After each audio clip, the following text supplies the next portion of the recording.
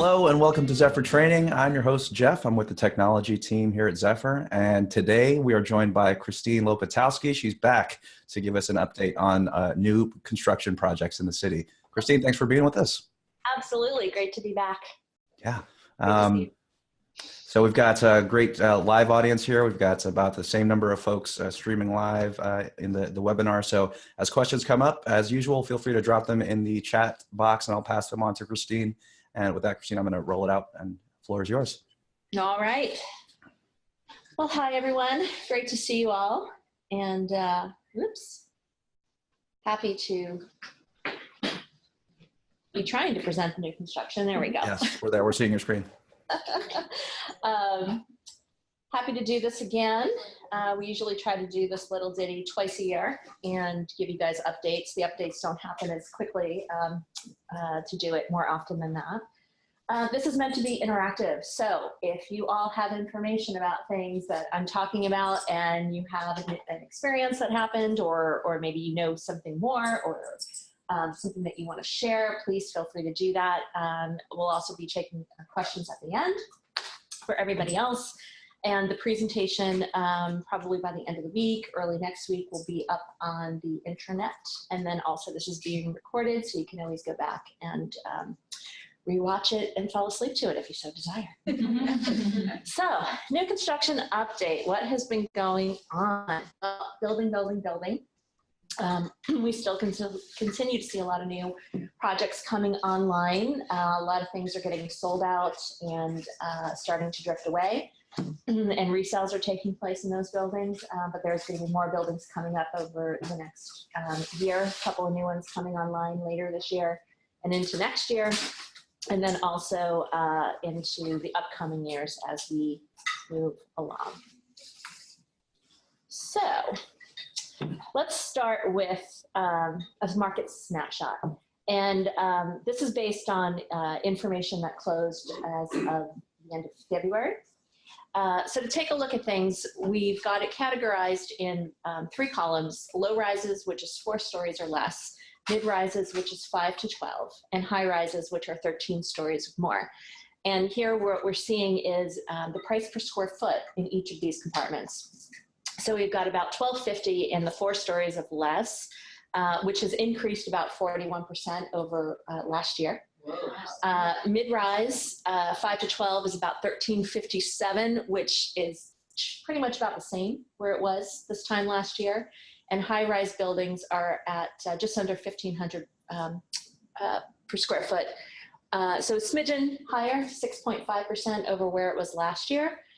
So major growth, obviously, in the lesser buildings, the smaller boutique-y type buildings, and flat in the mid, and a little increase in those hires. Okay. On our macro trends, what we're looking at here is condos by type, median price, and building type. And then we're also looking at resales and new apartments. So right now, there's about 470 new condo units on the market at about 2 months of resale inventory that are on there. And there's about 507 resale units in MLS right now on new construction projects. So that would be strictly new construction with their first resales. And then we've got here a median resale price of about 1.18. And then multifamily completions by building type, 678 new units had come on the market. In 2018, multifamily completions, we saw about 1,618. 940 were apartments. So that's rental inventory, not condo. Repeat that again, that last part. Okay, so 6 in multifamily completion. So what they're looking at is all of the multi-unit buildings that came online, new construction. 678 new condos came on, but part of that is comprised, not including that, I'm sorry, is this 948 apartments. So rental inventory, not sales inventory. Yeah. The next chart looks at the historical sales price by year, and it's tracking back to 2000. This is a little hard to see here. It's I know, tiny, unfortunately. The red is the median sales price, which now is about 1.180 on your median price for new construction.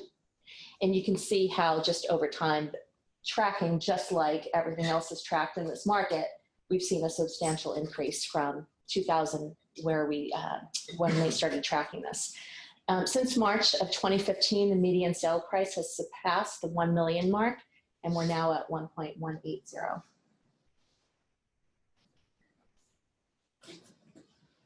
And then where's the money coming from? Cash and investor buyers are definitely out there. So they've been tracking this again since 2000. This report actually comes from Polaris Pacific. And for the 3 months ending in January, all cash transactions represented just shy of 30% of the sales, which is an increase from 25% over the same time last year. Investor buyers are representing about 24% of the buyers, and that stayed flat. So heavy cash, and definitely about a quarter of them are investors that are purchasing the units. What was the percent of investors? 24%. Chris, is that all? That's for San Francisco as a whole? This is strictly new construction. All we're talking about today is new construction projects and where the money's going, or where the money's coming from in the purchases. And then this shows the active condo new construction inventory since 2014. The gray represents resales, and your red represents new construction sale, so first time sale. And you can see that the resales in 2019 so far has dropped dramatically over where it was in previous years. We are just getting started. But in 2018, you can kind of see it. It was pretty flat from where it was 2017. There are 507 unsold condos currently on the market, and that's about a 23.6% decrease from where it was last year. Repeat that again. So it's right up there, and so you'll have that in the presentation that you can look at later. 507 unsold new condos on the market, 23.6% decrease over where that was last year. So last year, at this time last year, we had more condos for sale.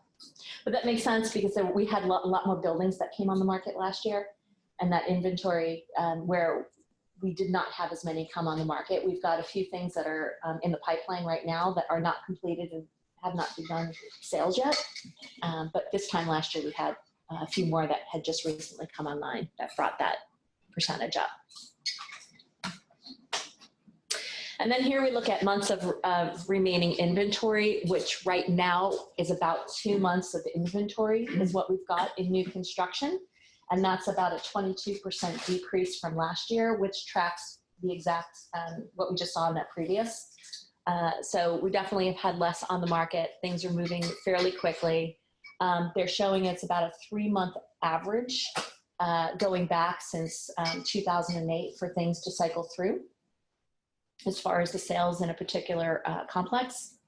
But we've seen that just dramatically dropping down with inventory, and that tracks right along with what we're seeing in all the other sectors in single family homes and even small condos on MLS.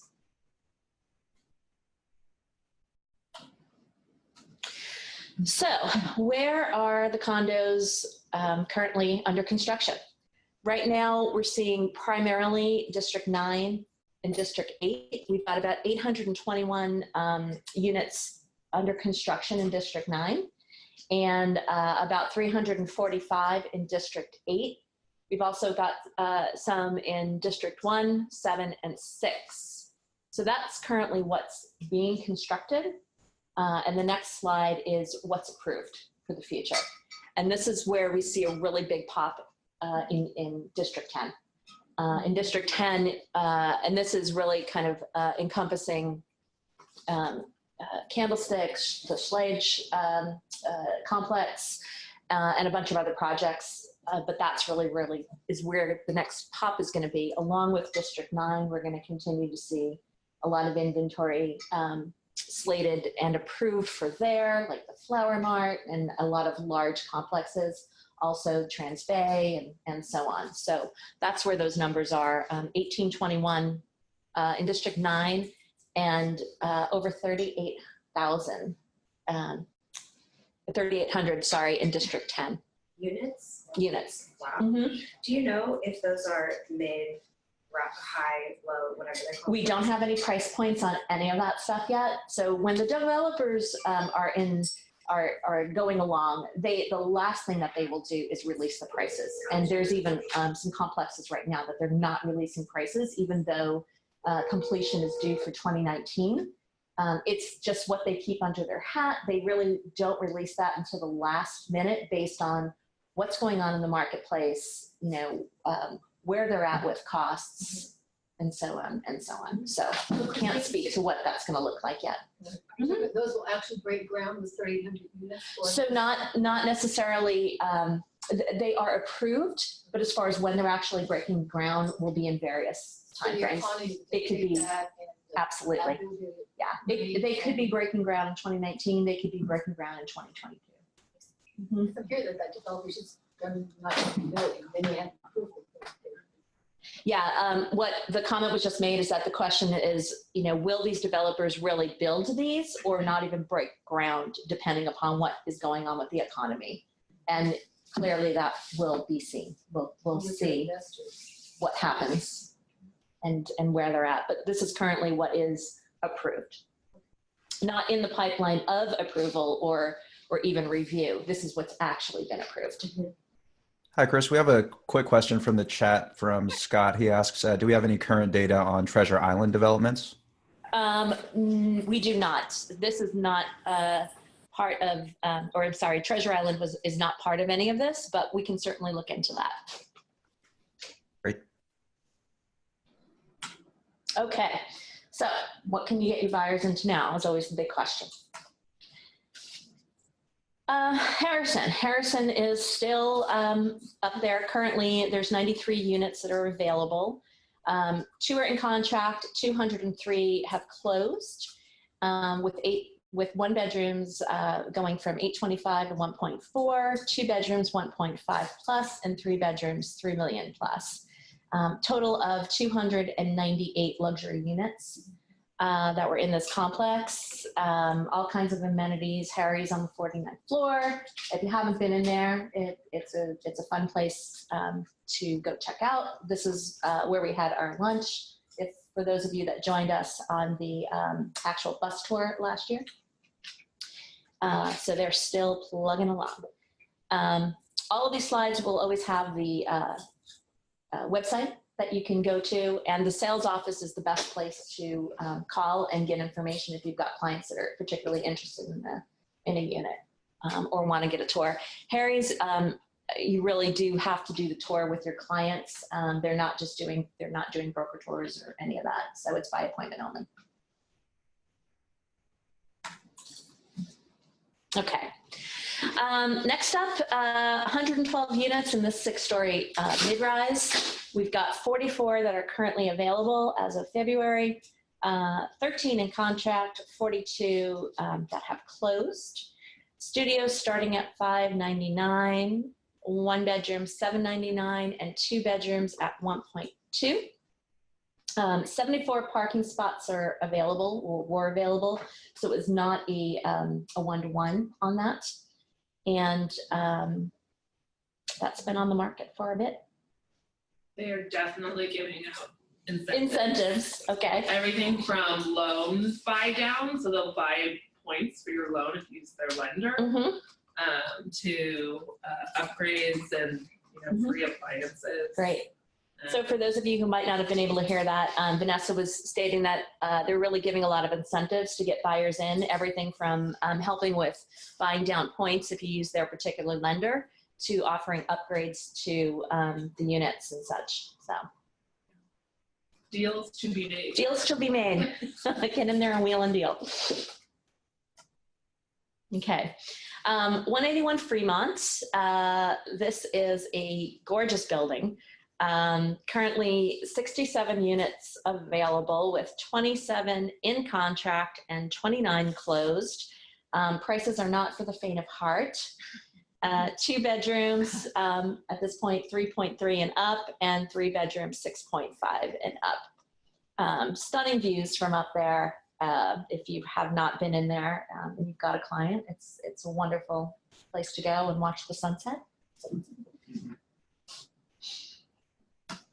Okay. The Austin, located on Pine Street, had 103 studio 1 and 2 bedroom units.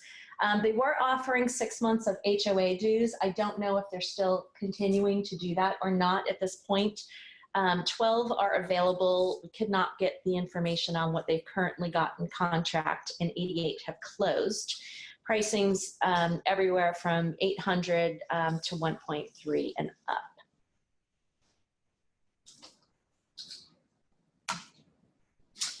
Okay, Van Ness, 4 units left in this one as of February. I was not able to get a up-to-the-minute update on this one, so there might be less than 4 at this point. But what we understood was left was 2 bedrooms at about the 1.2 and up price point. So all these have come on quite some time ago, and they're definitely, heading towards the end of their marketing period. Stage 175, 12 are available here, so they're 90% sold out as of February. This was an 8-story building in the heart of, on the heart of Market Street. 40 have closed, 1 bedroom starting at 700, 2 bedrooms, 1.15 and up. It's got a roof deck with a dog run and a washing area, barbecue, all that good stuff. They are discounting on price. Discounting If as you well. call them, they'll tell you one price. And when you go in, they'll tell you another on your price sheet. And then they usually have like a weekly special. Like I went 1 week with one set and like 2 weeks later with another, and they were discounting a different unit. Yeah. So. What was communicated was that they are constantly changing pricing. And so over the phone, they might tell you one thing, but if you go in there later that day or the next day, the pricing on the same units may have been adjusted down. Yeah, like if you have an investor. And they're having weekly specials. This would be a good building. Vanessa's stating that anybody's got an investor, this could be a really good unit where they could get a good price for the money. How times have changed. Yeah, I know. So the Alexandria, this was a complex built out in the Richmond. 4 units are left. This was a small complex. It was a former theater. There is going to be additional, probably office condos being built and sold later, and some public spaces on the back end of or around this complex. But 4 are left at this point. 1 bedrooms, 850 and up, and 2 bedrooms, 1.1.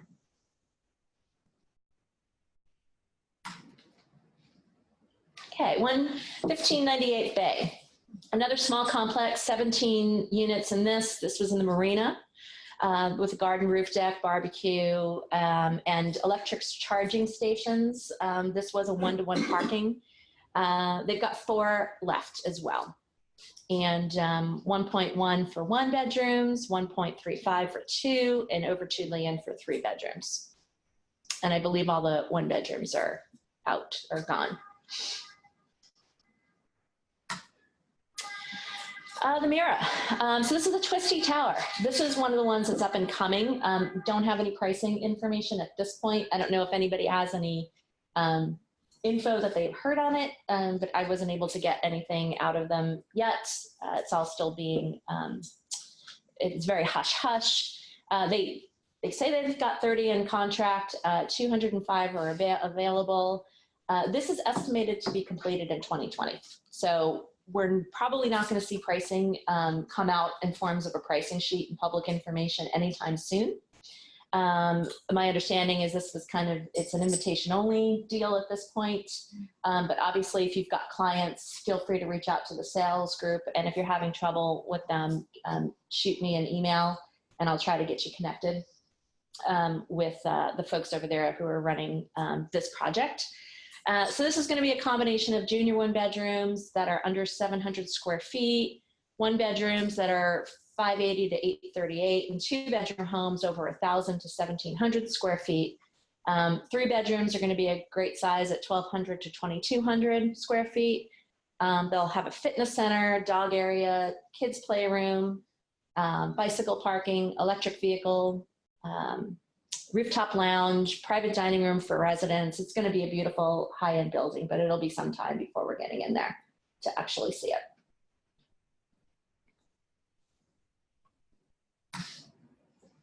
Okay. Sutter North. Sutter North, we also had seen this on the bus tour last year, so this has been on for a bit. 9 stories, 37 units. They've got 2 retail spaces. This one's definitely, I think, been moving a little slower. I think there were some mixed reviews when we had seen it. A lot of, not sure about it. 15 are available. They say that they've got 14 that were closed. Studios starting at $620, 1-bedroom $650, and 2-bedrooms at $900 and above.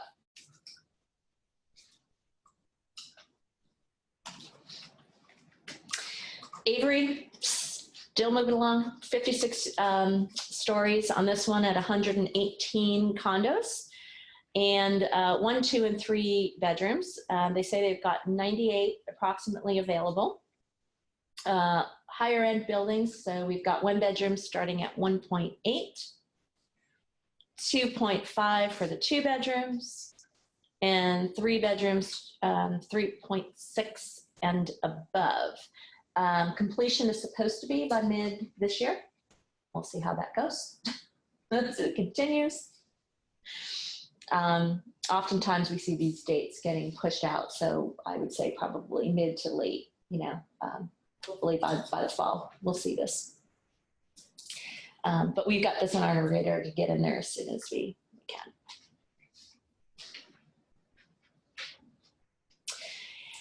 The Palace at Washington Square. So we had also seen this one in the, spring, I think, summer. 19 units, a little boutique building in North Beach, overlooking Washington Square. Amenities are rooftop, fire pits. They've got a small gym in there as well.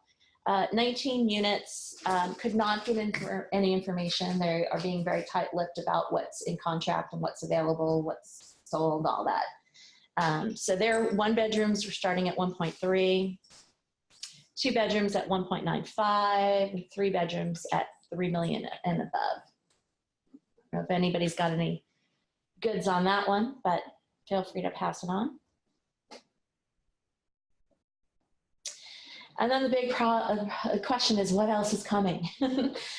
So this is a sample of what is coming that is slated to be either it's currently being built or it will be breaking ground shortly, and with estimated completion dates. So we've got Sloat, 2177 3rd and 950 Tennessee, along with 777 Tennessee, all due to be coming on this year. And then for 2020, currently 1 Stewart Lane and Museum Tower. Museum Tower's already got pushed out once, so I would not be surprised if it gets pushed out again. I think we could estimate these in 2020 to be late in the year in 2020. 1 Oak, which is on market, 950 Guff for 21, and then 524 Howard, 325 Fremont, and Oceanwide Center, not estimated for 2023. I heard a little rumor that Oceanwide Center might be experiencing similar problems to our Leaning Tower of Pisa in San Francisco, as far as some sinking, but that was rumor mill. So I'm sure they're early enough in the process to get all of that adjusted and taken care of in time. But it's very close to Salesforce, so they're probably experiencing, some of the same issues. Hopefully doing it right. Those are not due to come on until 2022 and Oceanwide 23. As you can see, those are some of the big high-end projects. So One Oak coming in at 304 units, Howard coming in at 334, Oceanwide 265, and then 1554 Market at 109 units with no estimated date yet as far as when that will be complete. Again, I really do anticipate that these dates get pushed out. They normally do. They run into delays and issues. Question? About 555 Fulton. 555 Fulton was on the market. Their website, I think, is down at this point, and I hadn't gotten any phone calls back. So. If you go there or if you call them, you cannot get them. Yeah. Whenever they are. Well, so Richard, they've been like under construction like Forever. Yes. Yeah. And it's still like. In fact, I don't even have it on here because we have been talking about 555. So the question was 555 Fulton. We have been talking about it for a while and it kept getting delayed and delayed. There was no, the market tenant, which was, I think Seasons Yes. Market, pulled out. So they didn't have an anchor tenant for it. And I hadn't been able to find out if there was any new anchor tenant that was going in there. So off to the sidelines for the moment on that one. You don't have Crescent up there, is that too small a project? Crescent is what, where is that and how That's many? the one that's not built. That looks like it's halfway done right. And how many, do you know how many units? No. Okay. So Yeah, Powell and California. primarily what we're doing here is we're tracking basically 49 units and higher. But when I hear about the smaller complexes, then I'm adding them on. So for instance, that one, I'll look into it. It can be very challenging to try to find out where all these little projects are popping up and how many units. And so if you hear of something, most of the time you hear it from your clients, like, hey, I just drove by such and such, what's being built there. If you can let me know that, then I can help research it. And I can even go to SF Planning and try to get information from there on it. But there's not one source for me to go that I can find. We'd be here for days if we looked at everything. But right, so this primarily is when we're looking at the big projects, 50 and above. But as I find out about the smaller ones, as we talked about some of the ones, and we even toured some of the smaller projects, we're getting them on the radar for you guys. So I'll look into the Crescent for you. Some people commented in the chat room. Yeah, we have a couple notes in the chat here from John LePage. He says that he read recently that the developer of One Oak is trying to sell due to rising construction costs. Have you heard anything similar, Chris?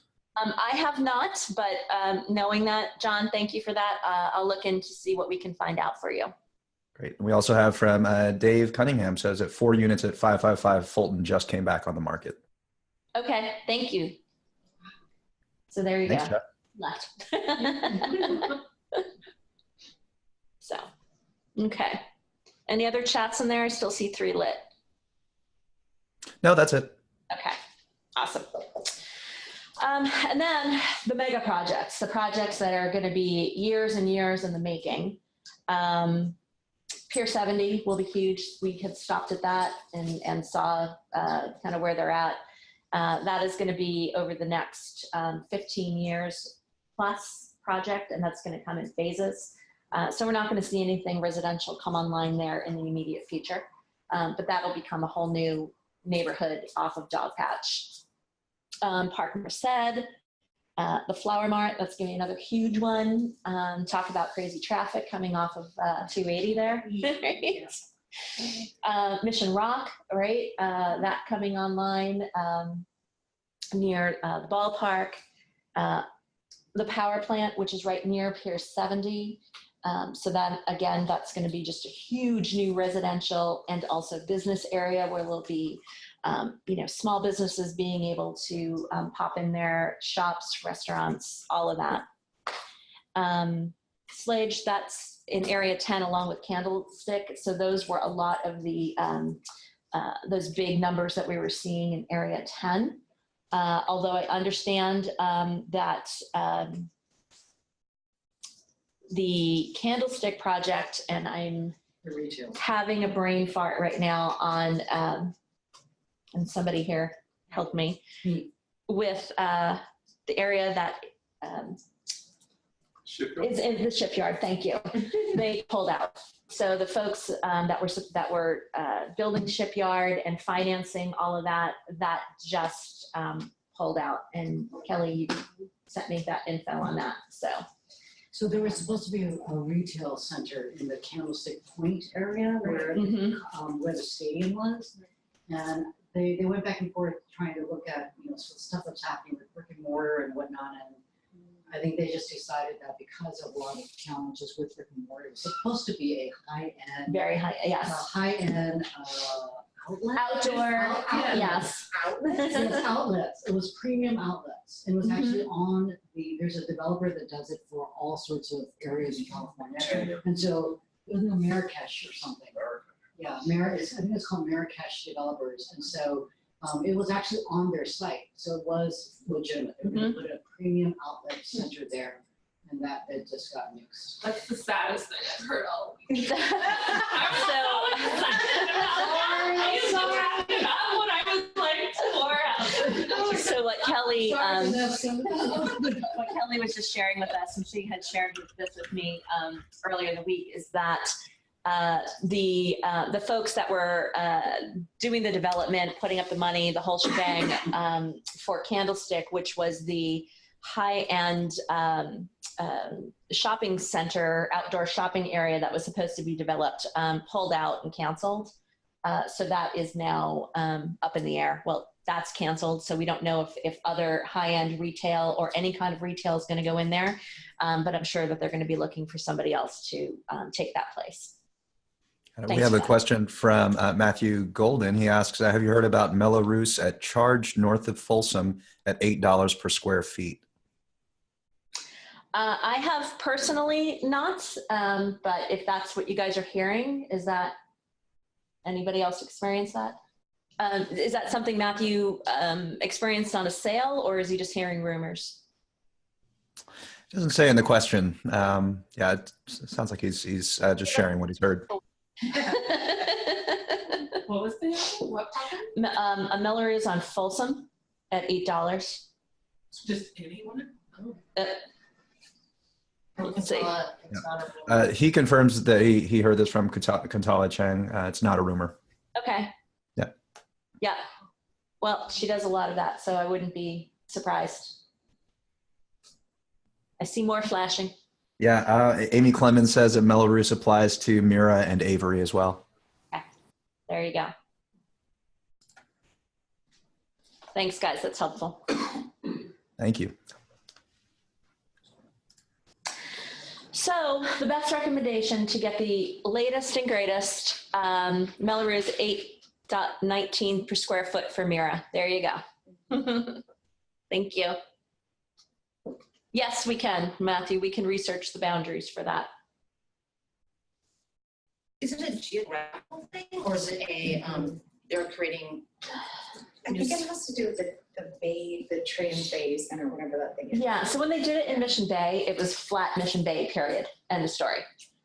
So it may be for any new construction in that area that they may be putting that Melrose in around there, but we'll find out. It could just be a street boundary, or it could be any new construction in the neighborhood, like they did with Mission Bay. Is that a one-time upfront fee or No. annual No, it's every with your time. property tax? Property tax, exactly. Yeah, so that's part of what you got to factor in for your costs, like HOA, property tax. Yeah. Anybody else over there in TV land? Not at the moment. Chat is very active today. I love to see it. Good. Lumina does not have the Melrose. Okay, Eric Ryder tells us Lumina does not have the Melrose. So it may just be newer construction projects, but we'll look into that for you guys and circle back. So the best way to find out what is going on and when you can get your clients in is to go online and register. So if you are actively selling new construction or you just acquired a client who is interested in new construction, I highly recommend that you jump on the individual websites and give them your information so you can get the broker tour insights and special cocktail events that they're having.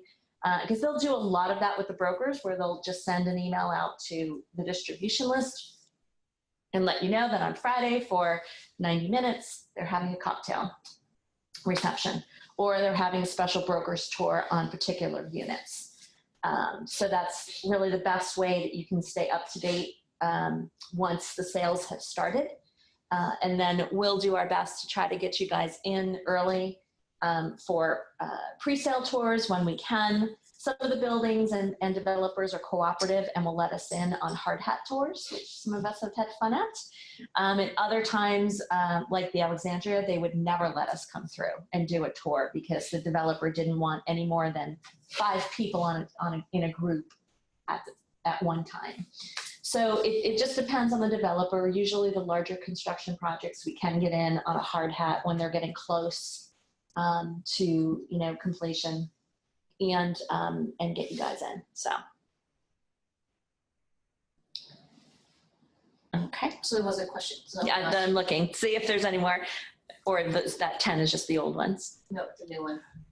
Yeah, Dave asks when this will be up on the intranet. I assume you're asking David about the recording. So we'll have this up on YouTube probably by middle of the week. So Wednesday. It takes a day to download the recording, edit it, slap on the bumpers and all that. So a couple days it should be online at Zephyr Training, youtube.com/Zephyr Training.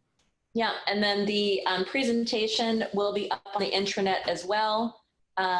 Yes, Dave, that's what I'm saying right now is the presentation will be up on the intranet as well, probably by midweek. And then I'll be putting together just a spreadsheet for you guys that will also be on the intranet. And that spreadsheet will just be a simple, here's the projects, here's the sales office contact, here's their website, here's how many units they have, and that's it. So folks have often sat with their clients and used that. The best way to find these presentations is very simply go to the intranet and in the search box, type in new construction, and then they'll all come up. And you'll see the older ones as well. Okay, so where does all this info come from? Curved SF, Spur, San Francisco Planning Department Pipeline Report, which will blind you if you ever look at it and make you go cross-eyed. Socket Site, Polaris, the Mark Company, which is now owned by that company that starts with a C that I will not talk about. Registry SF, Business Times, and you guys. I can't say how many times I'll get a wonderful email from somebody. He'll say, hey, by the way, I just heard about this. Or I have clients asking about this building that's going on up on the corner of Powell and whatever. When your clients do that and they say, hey, I just passed by this project in the Mission, what is it? If you could please just get the block address, then I can find it. But if you tell me that there's a new construction project in the Mission, what is it? I have no idea. So if you can get as much information, or if they don't have maybe the block and the cross street will be helpful, and then I can find it. But otherwise, it's like finding a needle in the haystack. With when you look at where I would go is the SF planning report, and that report is ginormous and very tiny, and it's very difficult to find things on there. So, but you guys have been super helpful with adding information and sharing information about incentives and anything that's going on with the buildings, and it's very much appreciated.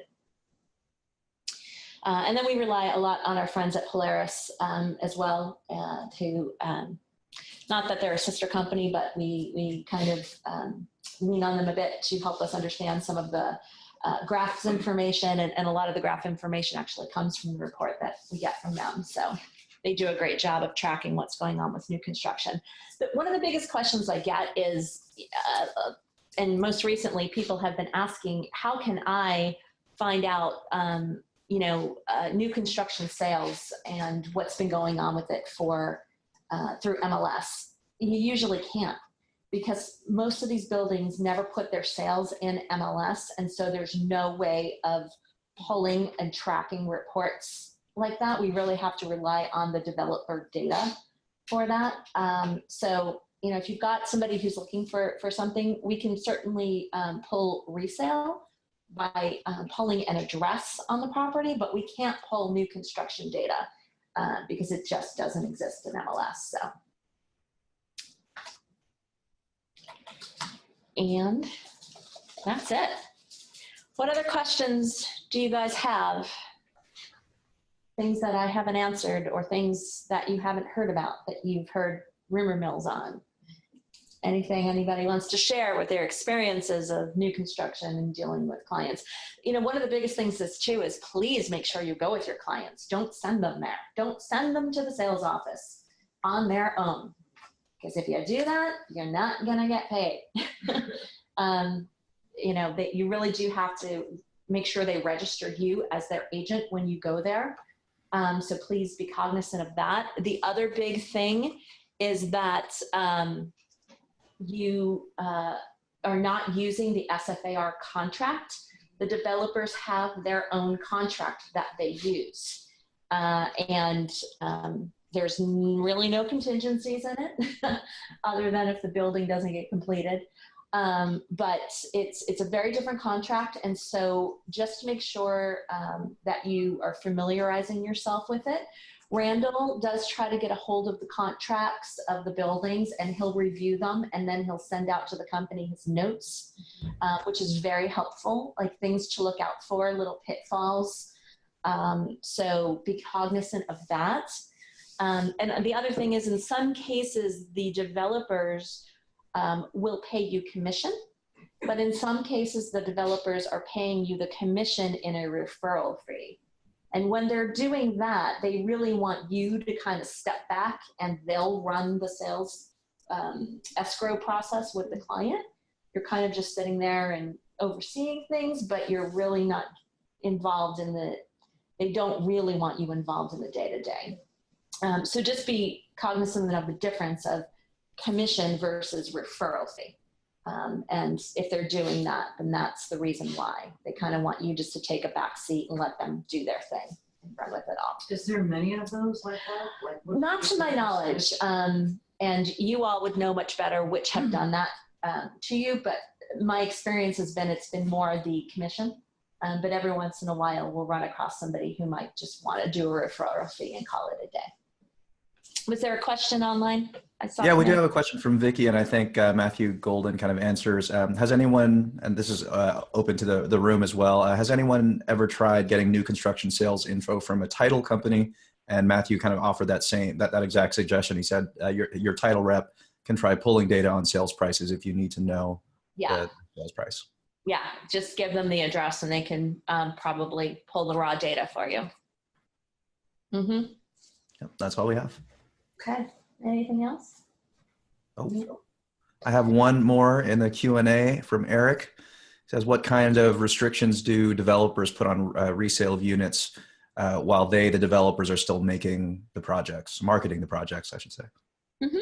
So sometimes they're putting restrictions on rental where you're not allowed to rent a property for X amount of years. You must own or occupy it or own it for a certain amount of time before you could rent it out. A lot of restrictions on short-term rentals, pretty much not allowed to do in probably most of the buildings. So that's a 30-day or less rental. And some of them will put restrictions on resale. So they'll make you hold it for a certain amount of time before you are able to resell that. And the most memorable one was the shipyard.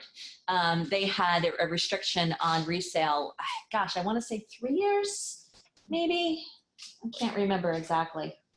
I don't think it was that When long. it But they first- had a 1 year 1 year? restriction for rentals. You couldn't rent it out. I remember for the that. first year. Yeah. I don't remember the resale. Yeah. Almost muted Vanessa was it. saying that she remembers a 1 year rental restriction. And I somehow think that there was a resale restriction, but I could be wrong too, or they could have changed it. So what else? Matthew Golden. The developer. Matthew Golden. If the developer only wants to pay you as a referral, then is the file in SkySlope required? I don't know. I'd have to find out from Deirdre and Matthew Borland if we're doing SkySlope on just referrals. So find out for you. I kind of want to say we would have a file just to keep everything in-house, but not 100% sure. So I'll follow up on that. Okay. Anything else? Going once, going twice, chat. A lot of great questions today. Good. So, like I said, not a lot new. A lot of this has been repeated 2 or 3 times at this point with some of these complexes, and they're coming down to the end. But we've got some new stuff that's coming on this year. So hopefully we'll be able to get out there and go check it out. All right. Well, thanks, guys. Thanks for joining. Take care.